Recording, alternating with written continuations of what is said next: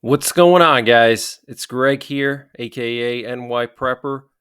It is Friday, December 15th, 2023, and I have an emergency alert to share with you guys.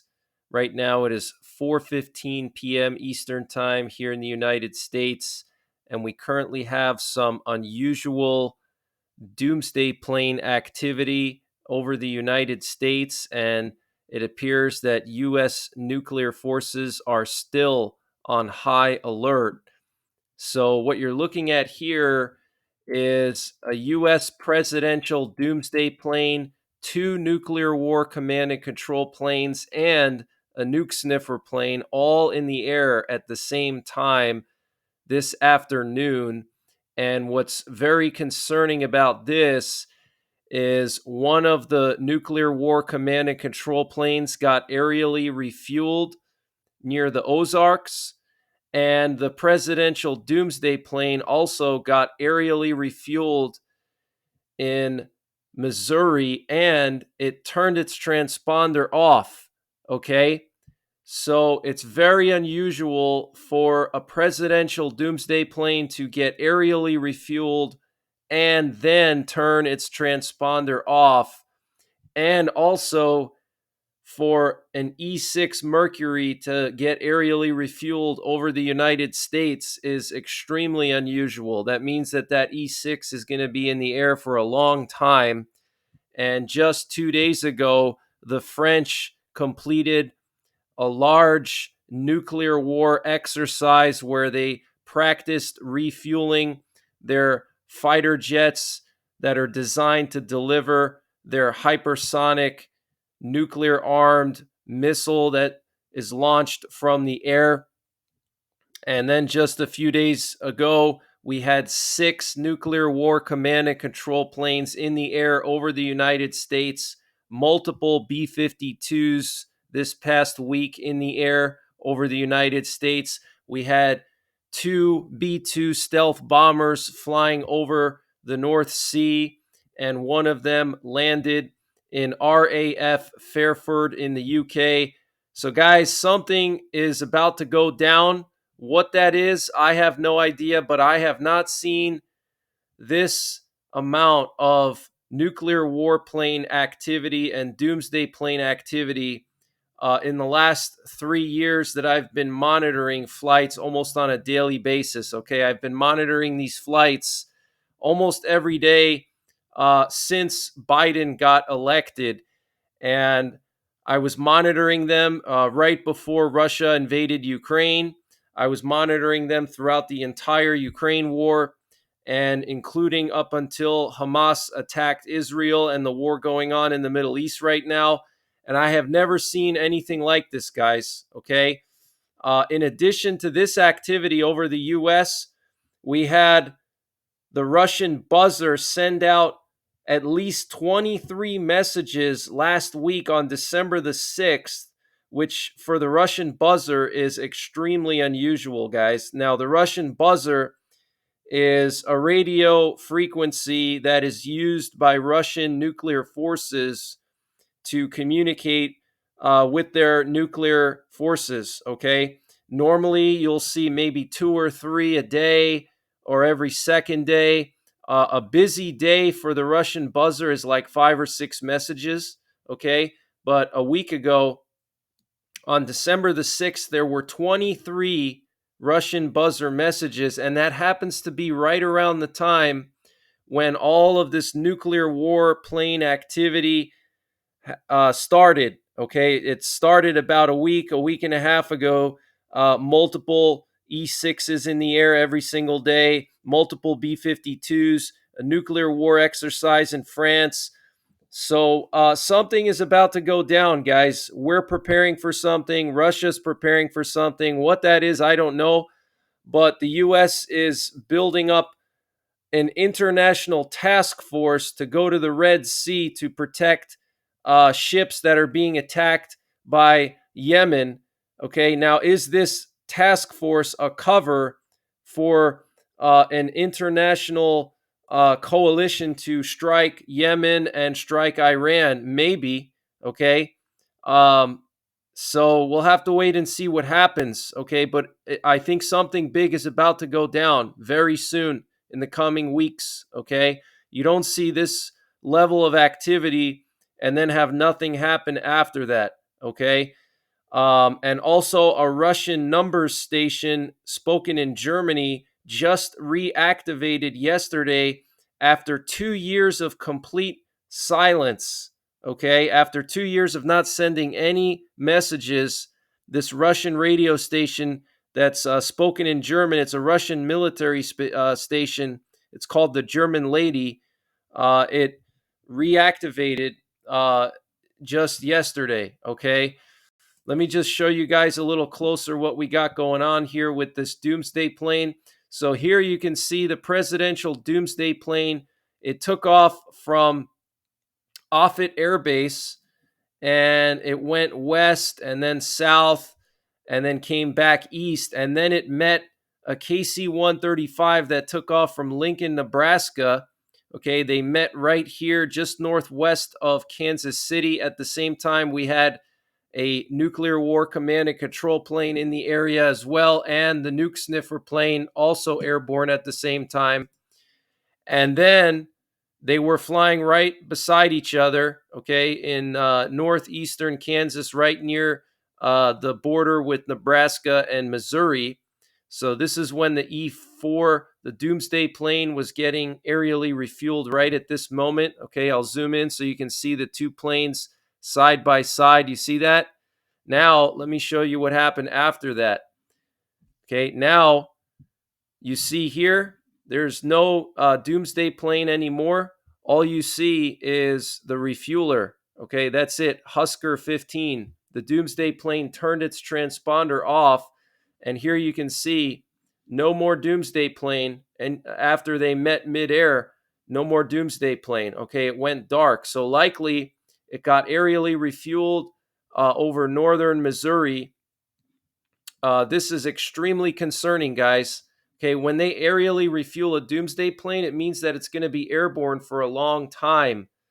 Okay, and they don't send Doomsday planes in the air for a long time for no reason because the US only has a few of these. Okay, and these planes are critical because these are the planes that the president, the defense secretary, the vice president, and the chain of command would fly in during a nuclear war. Okay, during a nuclear war, the president and the defense secretary and the chain of command would go into these planes and they would stay in the air and command our nuclear forces and our military from the air because it's actually safer from the air than being in a bunker or on the ground where they could be targeted by enemy earth penetrating nuclear warheads. Okay, so they don't have a lot of these planes. They're very expensive. They're not going to put a lot of miles on them for no reason. And they're certainly not going to be aerially refueling them for no reason and going dark like that for no reason. So I don't know if there's some kind of big threat to our country right now. But maybe there's going to be some kind of big terror attack this coming holiday season, which is something I'm very concerned about. Okay, and the FBI posted bulletin about that. The FBI, DHS, and the National Counterterrorism Center, all of them put out a joint statement warning about terror attacks this coming winter.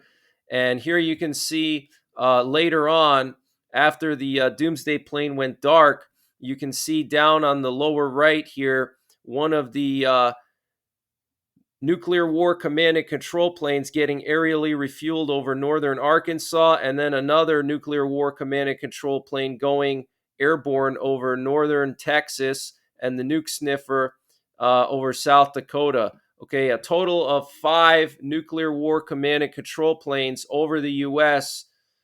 Since last night. And here we have some NATO reconnaissance planes active over the Baltic region. Okay, E3 Sentry flying over northern Poland all afternoon, and then an RC 135 Rivet Joint, which is a reconnaissance plane operated by Britain. It flew all the way up to Estonia. It did multiple loops near the eastern part of Estonia near the border with Russia. Then it did a few loops near Vilnius with Lithuania's border with Belarus. And then it did a few loops in northeastern Poland along the border with Kaliningrad and Belarus. Okay, so NATO is really patrolling this area, guys. I'm very concerned that Russia could try to come in and maybe do some kind of limited incursion into Estonia, eastern Estonia, maybe try to take parts of Estonia or Latvia or Poland, Lithuania. So something big is about to happen, guys. And this was late last night. 2 nuclear war command and control planes were in the air late last night. I want to play for you audio clip of the Russian buzzer, one of the buzzer messages from the 6th of December. Okay, so listen to this.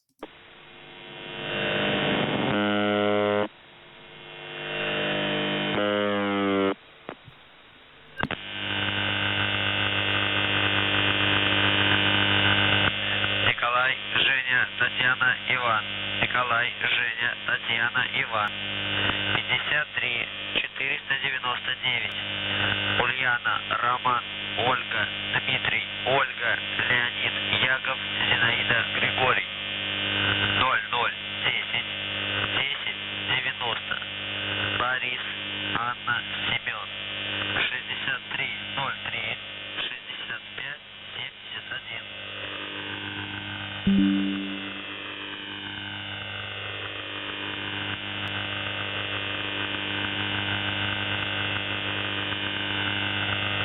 Николай, Женя, Татьяна, Иван. Николай, Женя, Татьяна, Иван. 53 499. Ульяна, Роман, Ольга, Дмитрий, Ольга, Леонид, Яков, Зинаида, Григорий. 00 10 10 90. Борис, Анна, Семен. 63 0. And this update was sponsored by My Patriot Supply. Guys, they have brought back their 25% discount on their 3-month emergency food supply. And to get the discount, you have to use the link preparewith.nyprepper.com. And the link is in the description below this video. And this 3-month emergency food supply has a 25-year shelf life, and it's all contained within 6 rugged, watertight buckets, so it doesn't take up a lot of space. Free shipping included, 25% off their normal price. Use the link preparewith.nyprepper.com to get the discount. They also have a 2-week emergency food supply, which is excellent for outdoorsmen or people who go vehicle camping. They also have a general store. If you click the My Patriot Supply logo at the top of the page when you get to preparewith.nyprepper.com, it'll take you to their general store where they have everything you can imagine, from potassium iodide to water filters, solar generators, solar panels, survival seeds, fire starters, anything you can imagine, it's all there. So use the link preparewith.nyprepper.com to get 25% off of the My Patriot Supply 3-month freeze-dried food supply. And the link is in the description below this video. This is basically a Russian emergency action message. You can hear him reading off names and numbers. Okay, so this is basically 100% copy of a US EAM, okay, just in Russian.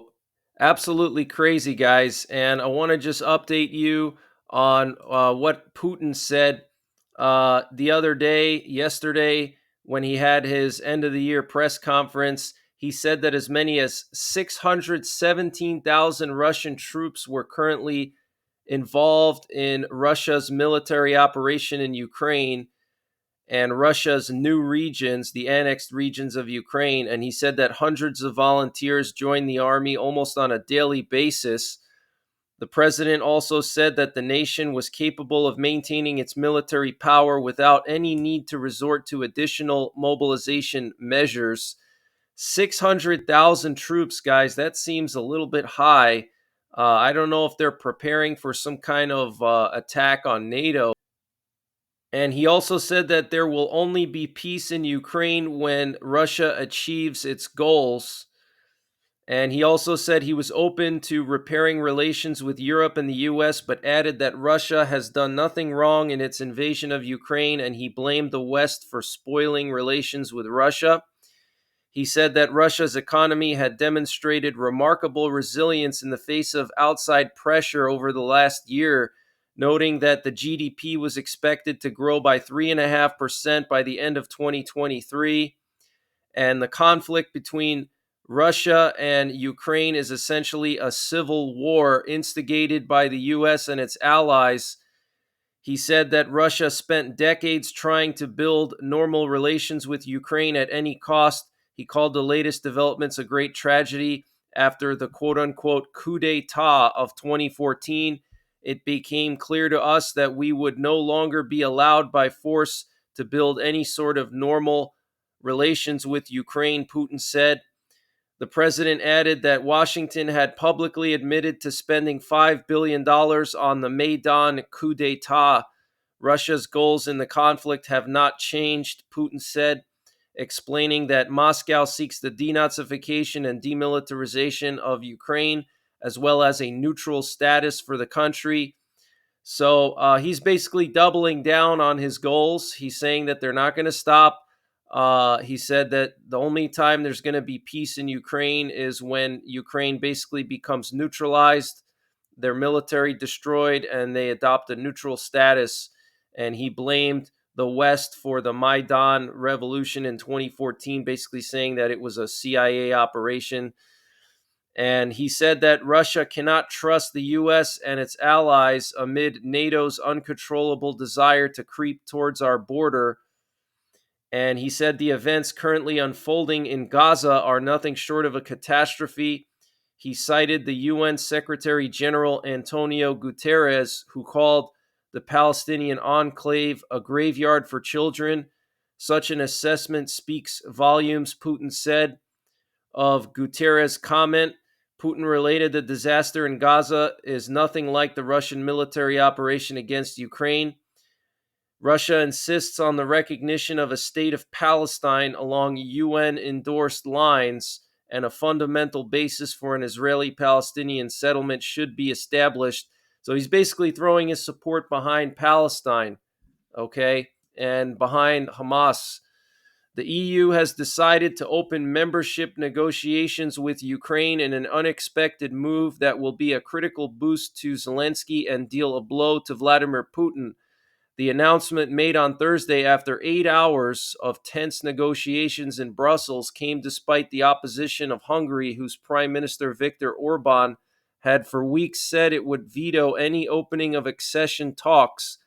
After hours of talks, Orban walked out of the room as leaders formally made the decision to open accession talks, thus getting unanimity. The Hungarian Prime Minister said Hungary does not want to share in this bad decision, and for this reason, Hungary did not participate in the decision today. Zelensky said this is a victory for Europe and a victory for Ukraine, a victory that motivates, inspires, and strengthens. Later on, European Union leaders failed to agree on a 50 billion euro aid package for Ukraine and on the renegotiation of the EU budget. The financial package could not be endorsed by all 27 leaders.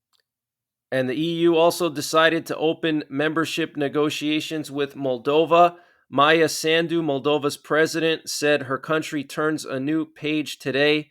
So huge news, guys. Okay, Ukraine and Moldova are going to be joining the EU.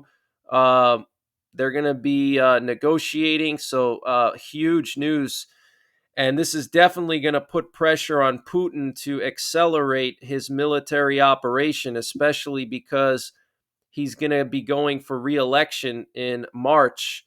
Okay, and right now there's kind of a lull in Western support for Ukraine. Okay, the Republicans and Democrats here in the U.S., they can't agree on an aid package.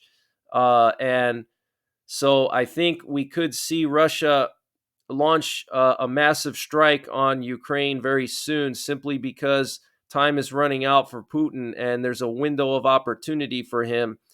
So I do believe in 2024, we're going to see a massive push by the Russian military in Ukraine.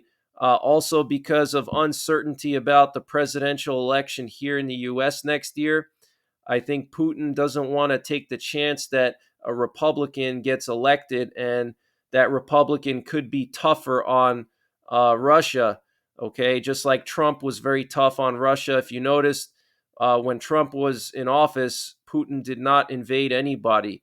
Okay, there were no wars at all. And as soon as Trump left office and Biden got in office, Putin sensed Biden's weakness and he knew it was an opportunity. Okay, so he seized the opportunity. And so I think 2024, we got to be on high alert. I think we're going to see Russia do something simply because of the pressure of Ukraine joining the EU, Moldova joining the EU, uncertainty over the next president. So if you're Putin, the window of opportunity could be closing by the end of 2024 with all these factors considered. Okay. And also, Putin's getting older too. He's not getting any younger. He's not going to wait 5 years to finish this war in Ukraine. He wants results right away. Okay. He's 71 years old. And U.S. intelligence says Russian casualties from the Ukraine war are up to 315,000.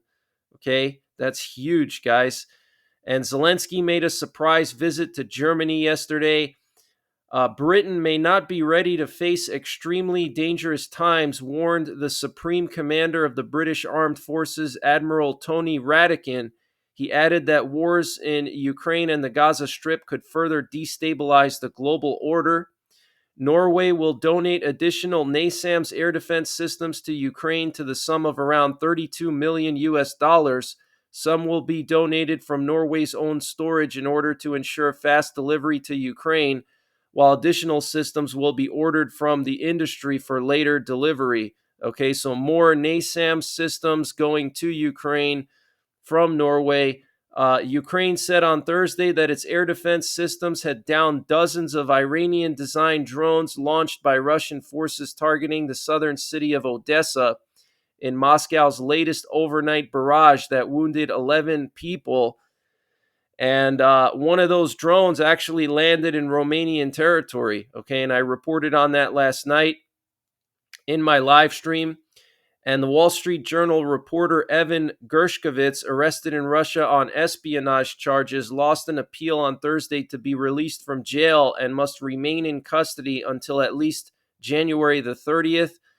And during the end of the year press conference, Putin was asked about a possible prisoner swap for Gershkovich and former U.S. Marine Paul Whelan. He said he hoped to find an agreement with the U.S. that was satisfactory to both sides.